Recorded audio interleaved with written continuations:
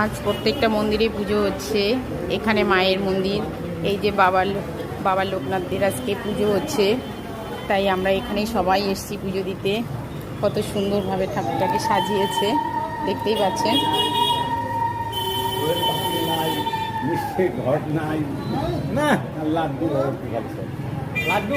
এই যে বাবার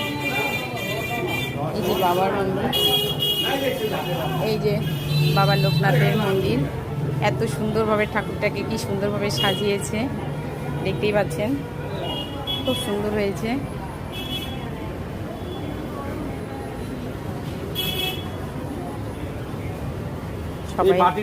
সবাই পুজো দিচ্ছে, সবার পুজো দেওয়া শেষ, আমি এখন দিচ্ছি।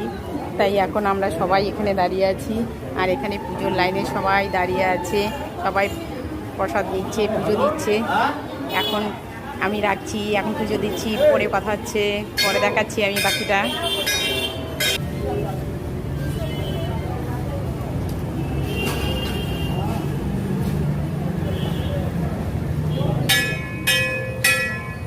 প্রচণ্ড ভিড়। আমরা এখন বাইরে যাচ্ছি, বাইরে গিয়ে প্রদীপ ধরাতে পারবো, এখানে ধরানো যাবে না, কারণ এখানে শুধু একটাই লাগানো আছে। এই যে এখানে মায়ের মন্দিরে পুজো হচ্ছে, মায়ের এখানে দেওয়া যাবে, মায়ের এখানটা ফাঁকা আছে, তো এখানে আমরা দিতে পারবো, তাই এখানে আমরা পুজোটা সেরে নেই।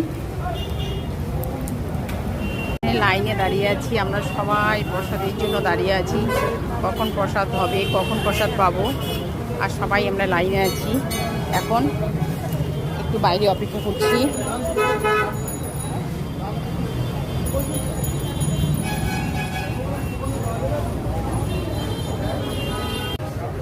কিরকম লাগছে বাবার লোকনাথের ঠাকুরটা কত সুন্দর লাগছে না দেখতে।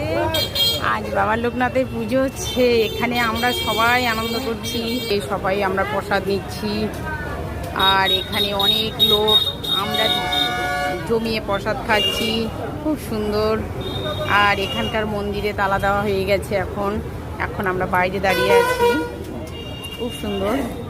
এখানে বাবা ভোলেনাথের পুজো হয়ে গেছে, এখন চারদিকে মন্দির এখন গেট বন্ধ করে দিয়েছে, আর আমরা এখন প্রসাদ নিচ্ছি।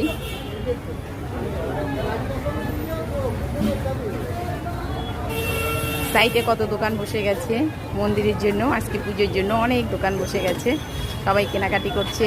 কীরকম লাগলো অবশ্যই আপনারা জানাবেন।